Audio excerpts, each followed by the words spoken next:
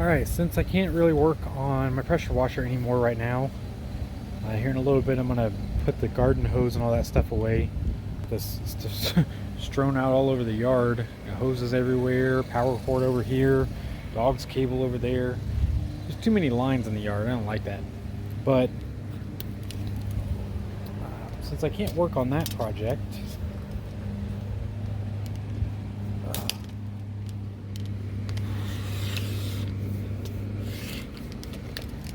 let's work on the shed project. You stupid thing. Alright, so this doorway is 4 feet 1.5 inches. And from the 6 foot mark up here. Oh man, I didn't mean to flip that camera around.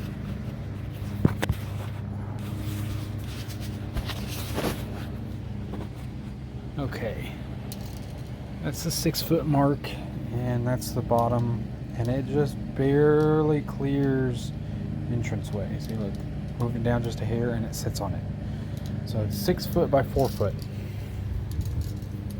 So that's the opening that I'm working with.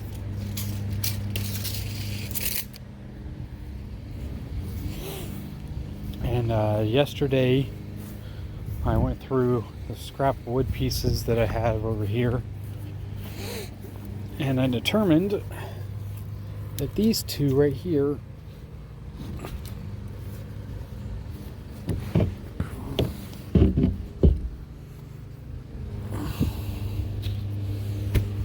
that one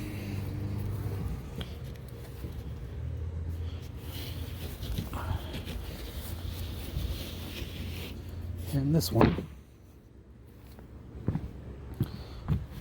First of all, they're exactly 4 feet wide.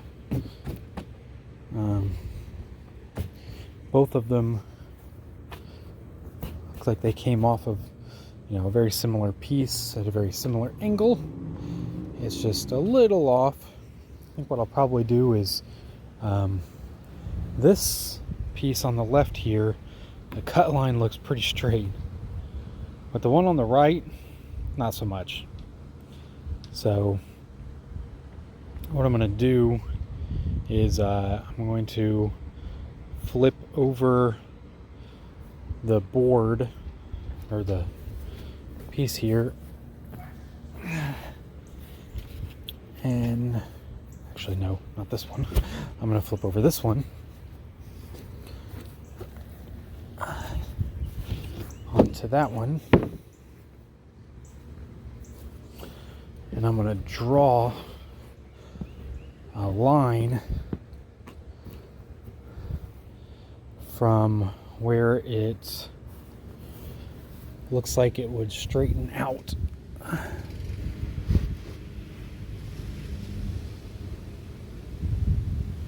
Actually, what I'll do is maybe you just clamp the two boards together and then, I don't know. Let me figure out the best way to do this. Guess I could draw a line to straight, from on the straight side, because this one looks pretty flush. I'm not sure how they cut that one, but they cut it pretty flush. So if I just find a spot where the board meets there, doesn't go over anywhere here, and meets there, if I mark that line and cut that out, it should technically, I think, make it to where they meet up better. So we'll find out in a minute. Okay, so I did a little thinking before I did any marking or cutting or anything, and if I would have flipped that board over and cut it the way that I did, then I would have made the mirror image of the line that I needed. So instead, what I did was I overlapped the top board with the straight edge onto the other one just a little bit, just enough that there's a little bit of overhang, and I'm going to mark that and cut that. That should make it so that those two pieces actually meet up pretty squarely, and yeah, should work better that way. I got, like I said, I got it lined up over here, pretty square. Obviously this is not done scientifically or anything, and I got it lined up over here, perfectly lined up, and still perfectly lined up over here. Now if I mark that line and cut that out straight as can be, hopefully it should make it so that those are equal. So we'll be back. Alright, for somebody who does not have a table saw, I think that worked out pretty good. Those two pieces are matching up real close, so that whenever I put them all together to make a door, it'll look right, hopefully. Okay, so I have the basic door shape cut out. I cut off the top half of this board, and I had a big section up over here, and I was able to cut this little piece out of that board to put over here. So now I just have to figure out how I'm going to fasten it all together. Shouldn't be too hard, honestly, seeing if I have enough screws to do it all, because I don't want to use nails. It's probably going to be the hardest part. I'll be back. Alright YouTube, it's a couple hours later, I think, or yeah, I think it's a couple hours later from when I first started this. It's 5:21 on July 3rd, 2021, and I'm out here working on putting a shed door on my little crappy shed, so that I could take the tarp on it. I take the tarp off of it because, well, I figured if I'm gonna put something up there, I might as well put something nicer. So this is what I've got so far. The door fits so perfectly. Look at that.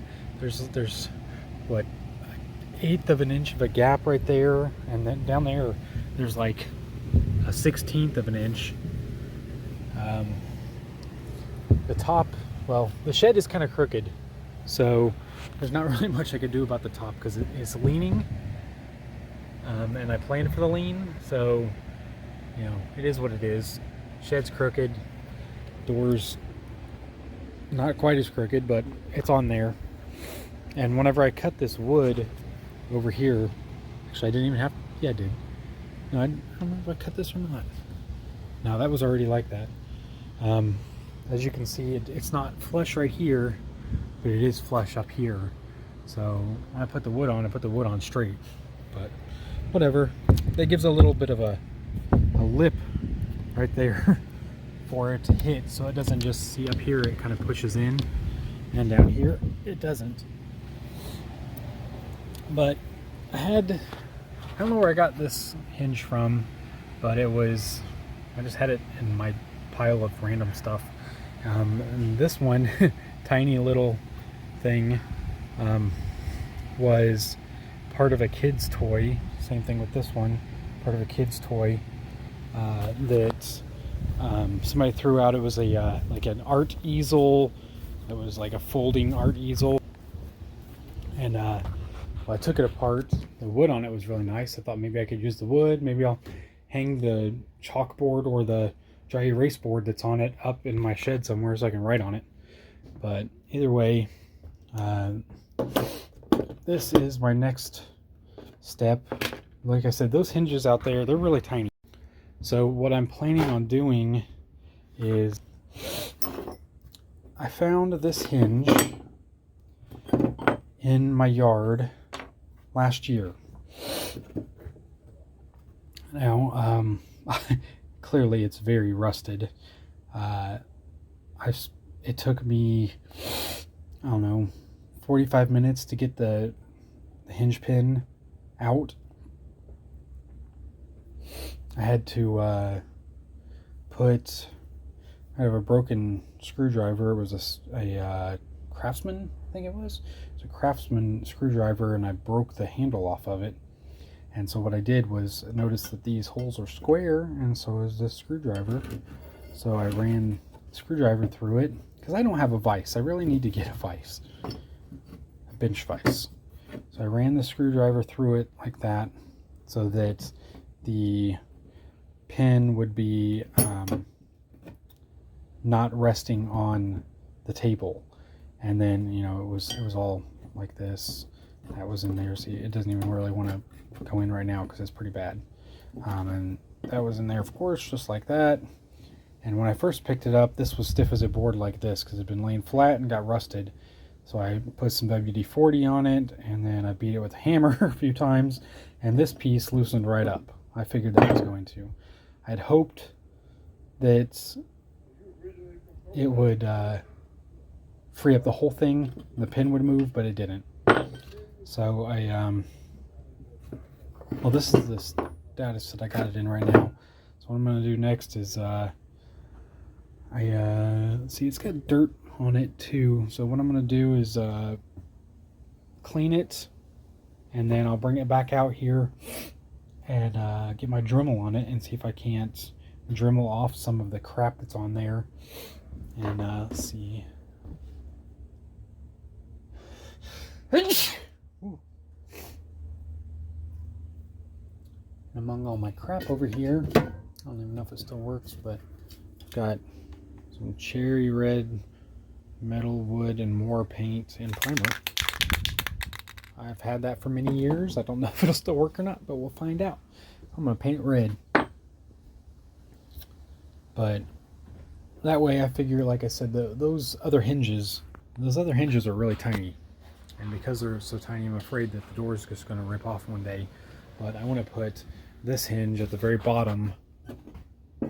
And I'm going to use some of my 2-inch lag bolts to put through these so that there's a lot of meat holding this one on. Hopefully that'll keep it from falling off. I mean, 2 years ago I fixed this shed door. It was literally nothing more than just this, and it was, the previous tenants had knocked it off the hinges or let it fall off the hinges, whatever. Oh yeah. I've got 2 locks on here. I've got that slide lock up here at the bottom, and then I guess it's not really a lock, but down here at the base I've got this piece of shelving that I run down through a steel pipe that I pounded in the ground, because one day it was really windy. I was out here doing stuff, and I had just that top lock locked, and apparently the wind was blowing so hard that it pulled this bottom side far enough out that this slipped out from underneath of here, and I was standing over here. I was bent over trying to pick something up off the ground, and the door swung and hit me in the butt and made me do a flip into the yard. And I was pretty pissed. It was very upsetting, and I was like, well, that's never going to happen again. I got to figure out some way to prevent the bottom half of the door from moving so much. And that was my plan, or that was my idea, and so far it has worked great. But many windy days since then. I mean, it just doesn't move past that, and I keep the top up there locked too most of the time. Sometimes I forget to lock it, and the bottom's good enough. But yeah, I'm gonna go clean this hinge off, and I'll bring it back out here and see if we can start removing some of the rust and get it back into a better condition. All right, I'll be back. All right, YouTube, I'm back again, and I just got done cleaning the hinge. I took it inside and I used an SOS pad to clean off all the dirt and a lot of the rust. And then I brought it back out here, and I used my Chicago Electric Power Tools Dremel device to strip off most of the rust. I didn't worry about the backside too much because it's going to go up against the wood. But I cleaned the pin, so the pin slides in pretty decent. I'm going to put some grease on it before I put it together, but that's basically it. I'm going to throw some paint on it real fast, and then put it on the door. So yeah, again, I'll be back in a few minutes. All right, so this is the almost finished product. I'm gonna smooth out the caulk and fill it in. I'm glad I decided to go with the all-purpose caulk instead of that silicone that I had, because I've almost used this entire tube. There was clearly not enough of that silicone to go through that whole crack, and I had to use a tiny piece up here to fill in. Like I said, this was scrap lumber, so I had to brace it up and fill it in back there. So I'm going to try to get some in those cracks too, but those ones are real tight right there. I don't think I'm going to be able to get anything in there.